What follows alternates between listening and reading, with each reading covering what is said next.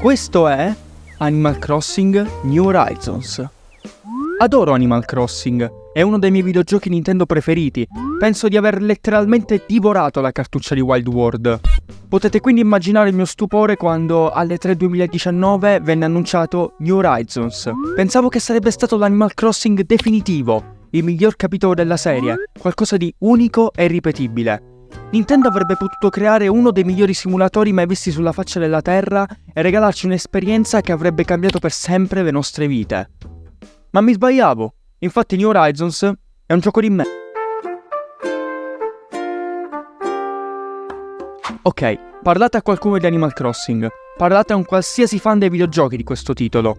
Cos'è che rende questo gioco uno dei migliori titoli Nintendo mai usciti negli ultimi 30 anni?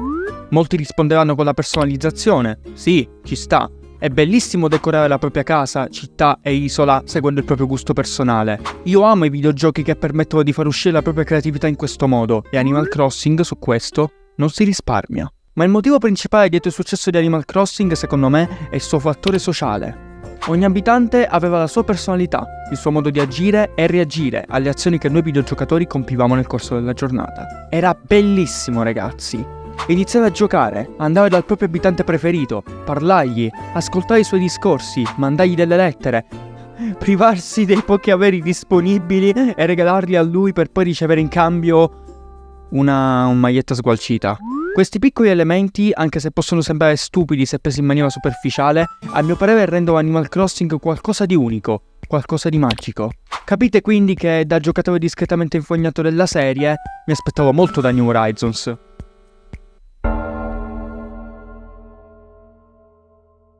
All'epoca dell'uscita del gioco, a marzo del 2020, io non possedevo ancora una Nintendo Switch. Quindi diciamo che i primi mesi di Animal Crossing Mania me li sono vissuti sui social, guardando gente che creava gruppi, interagiva e torturava i poveri abitanti che avevano la sfortuna di essere leggermente più brutti della media. Dopo un breve periodo di attesa, 4 anni, finalmente avevo la mia Nintendo Switch e finalmente avevo la mia cartuccia di New Horizons. Potevo iniziare a giocare. Ok, si inizia. Scegli la tua isola, crea il tuo personaggio, fai ciò che ti dice Tom Nook, usa i biglietti miglia, personalizza l'isola, ricevi un botto di stelline, costruisci il museo, costruisci il municipio, il negozio di supermarco, prega il profilo, prova il mobile Explora per guadagnare milioni di stelline. Aspetta, che cazzo fai? Per tutta la durata del mio gameplay, questa frase maledetta mi rimbombava nel cervello. E né la grafica bellissima del gioco, né i suoi meravigliosi oggetti riuscivano a togliermela di dosso. Sentivo che c'era qualcosa che non andava in quell'isola, in quei personaggi, in quel gioco, ma non riuscivo a capire cosa. Le ore passavano, ma non capivo. Non capivo cosa ci fosse di sbagliato, eppure inconsciamente lo avvertivo. Cosa cavolo sta rovinando la mia esperienza su New Horizons? Aspetta, ma la personalità del gioco dov'è? E gli abitanti? Nessuno di loro si era venuto a lamentare con me. Nessuno di loro mi aveva fatto una richiesta in particolare, ma soprattutto nessuno di loro era veramente amichevole nei miei confronti. Sembravano degli automi, dei personaggi spenti, privi di emozione, e io non capivo perché. Non so, magari la mia isola era buggata o forse no. È il gioco il problema. Ecco, mi sono tolto sto cerotto di rosso. 100 ore. Ho buttato solo 100 ore su New Horizons. I fan di Animal Crossing capiranno benissimo che 100 ore sono pochissime in un titolo del genere, ma ragazzi, che nervi! La grafica è bellissima, gli oggetti sono stupendi, c'è un sacco di personalizzazione, un sacco di libertà di scelta, ma il gioco è vuoto, è senza anima, è sciacquato. Sia chiaro, Animal Crossing New Horizons non è un gioco brutto, la qualità c'è, ma non regge assolutamente il confronto con i precedenti capitoli della serie. Tu che stai guardando questo video, probabilmente durante il periodo tremendo della pandemia avrai giocato e amato New Horizons. Sia chiaro, non c'è nulla di sbagliato. È un bel gioco, è divertente e è pieno di cose da fare. Se New Horizons è stato il tuo primo Animal Crossing, non c'è nulla di male, spero che tu ti sia divertito.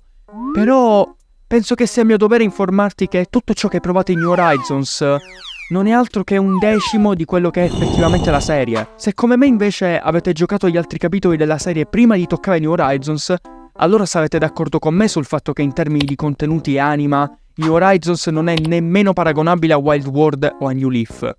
vi invito a riflettere su una cosa. Se togliete la personalizzazione, se togliete tutte le varie chicche e meccaniche dei titoli, qual è la prima cosa che vi viene in mente quando pensate a un Animal Crossing?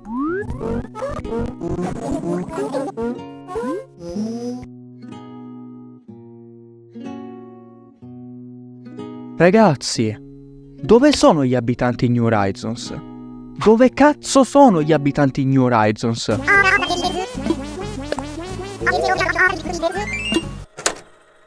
Esempio stupido, Wild World. Hai questo ammasso di pixel orribili che ti chiede un parere, dandoti più possibilità di risposta. In base alla tua scelta, questo ammasso di pixel orribili sarà d'accordo con te, sarà neutrale, oppure si incazzerà come una iena. Sempre in Wild World, gli stessi abitanti possono chiederti cosa ne pensi di un altro abitante, di un genere musicale, di un evento che verrà da qui a poco. Tutte queste scelte e tutte queste opzioni di dialogo fanno sembrare questi cosi vivi. Non sono ammassi di pixel questi, sono animaletti antropomorfi adorabili, che vivono con te nella stessa città, sono i tuoi vicini di casa, che con te condividono gioie e dolori. Sono vivi.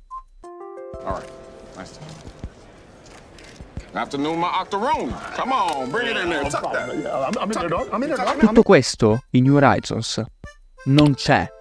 In New Horizons ogni personaggio appartiene a una categoria preprogrammata che ne delinea la personalità. La personalità poi è suddivisa in sottogruppi che li rendono ancora più unici, certo. Ma ve lo giuro, ragazzi, io non posso sopportare l'idea di avere 2 cazzo di abitanti nella mia isola patiti di sport che ti droppano sempre la stessa cazzo di linea di dialogo identica in ogni situazione in cui li incontri.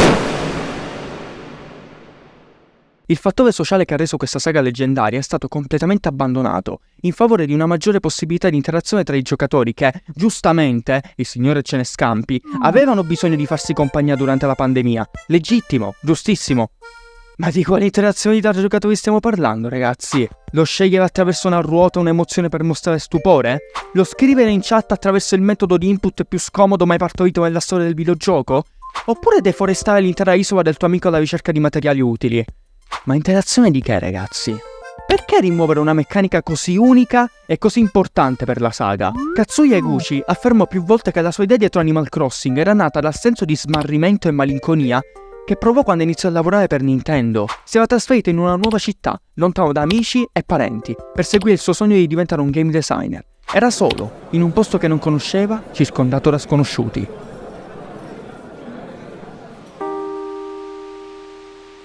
Questa è stata finora la premessa dietro Animal Crossing, un gioco dolce e adorabile, che attraverso situazioni di quotidianità faceva sentire le persone meno sole. In New Horizons questa premessa importantissima viene gettata alle ortiche. Non c'è più quel piccolo dolce rituale di svegliarsi la mattina, accendere il DS e controllare i piccoli cambiamenti della città, svolgere le piccole quest degli abitanti, vendere oggetti al negozio di Nook, pagare il debito e rilassarsi.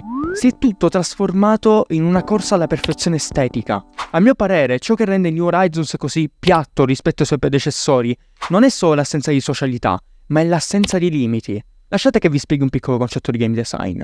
I primi Animal Crossing per GameCube e Wild World per Nintendo DS erano molto rigidi sulla personalizzazione della propria città. Iniziavi il gioco, ti veniva creato l'avatar e la città si generava randomicamente davanti ai tuoi occhi. Non potevi cambiarla. La città nel primo Animal Crossing e in Wild World è la stessa dall'inizio alla fine. Puoi cambiare ben poco. Puoi piantare qualche albero da frutta, creare un'aiuola, migliorare i negozi vendendo e comprando roba, ma la città rimane esattamente così, dall'inizio alla fine. Non si scappa. Questo paletto imposto è una rottura, certo, ma ti costringe a cercare nuovi modi, nuovi espedienti per divertirti. Ed è qui che il gioco ti indirizza all'interazione con gli abitanti, allo scrivere le lettere, all'obbligarti a pagare quel dannato mutuo. Questa piccola costrizione ti apre un mondo di scoperte. Ogni abitante è unico, ci sono degli animaletti speciali che fanno cose speciali, ci sono degli eventi annuali a tema, ci sono le feste. Il gioco non gira intorno alla città, ma dentro a ciò che c'è dentro la città. Ogni giorno succede qualcosa di nuovo. Questo concetto viene chiamato less is more. Togliere ogni cosa che può distogliere il giocatore dalla tua visione e indirizzarlo correttamente verso la direzione giusta. Cosa succede poi? Nel 2012 esce New Leaf. Wow! Un gioco incredibile, pieno di cose da fare, un mondo di nuove possibilità. Qui gli sviluppatori, se ci fate caso, fanno una scelta molto importante, che include proprio noi videogiocatori. Non siamo più dei semplici cittadini come nel primo Animal Crossing o in Wild World. In New Leaf, noi siamo il sindaco. La città è nostra. Possiamo decidere quali infrastrutture costruire, cosa non costruire e quando costruire. Il paletto iniziale non viene rimosso, viene solo spostato un po' più in là, più al confine. Nonostante questo nuovo orizzonte di possibilità, la meccanica core del gioco rimane sempre la stessa. Gli abitanti hanno sempre la loro personalità, meno curata rispetto a Wild World, certo, ma ce l'hanno, sono vivi e reagiscono a ogni decisione che tu da sindaco prendi per loro. Ci sta, è ottimo. Poi arriva New Horizons, che si sente furbo, prende il paletto piantato con cura e dedizione da Eguchi e dal suo team e te lo sradica con una crudeltà disumana. Puoi fare tutto, sin dall'inizio, l'isola è tua. Costruisci infrastrutture, negozi, edifici, butta tutto ciò che vuoi in mezzo alla natura. Non ti piace un abitante? Sfrattalo. Distrugge le colline, crea cascate, fatti una farma di tarantole infinita. Crafta quanti più mobili possibili. È tutto tuo, tutto ti appartiene. Fantastico ragazzi, ma il mutuo da pagare? Gli abitanti con cui parlare? I piccoli eventi giornalieri che danno quel tocco magico ogni partita? È tutto finito, perché il paletto è stato rimosso. L'attenzione del giocatore non è più indirizzata verso una sola direzione, ben costruita, ma è indirizzata verso più direzioni che si accavallano tra di loro, confondono e spesso e volentieri danno la nausea. New Horizons ha preso il concetto di comfort dei capitoli originali, dove ogni giorno era importante e la lentezza della vita in quella cittadina era un piacere irrinunciabile, e l'ha trasformato in una competizione spietata su chi ha l'isola più bella con gli abitanti più belli e gli oggetti più costosi.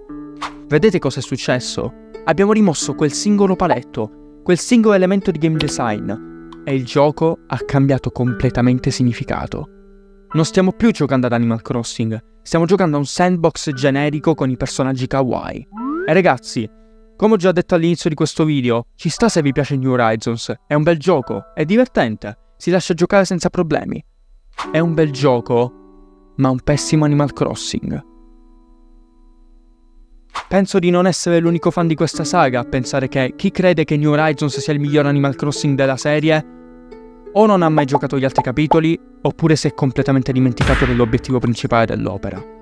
Io sono seriamente preoccupato della direzione che Nintendo sta prendendo con questa serie. I dati purtroppo non aiutano, le vendite parlano chiaro. New Horizons, anche a causa dell'isolamento della pandemia, è diventato l'Animal Crossing più venduto di sempre.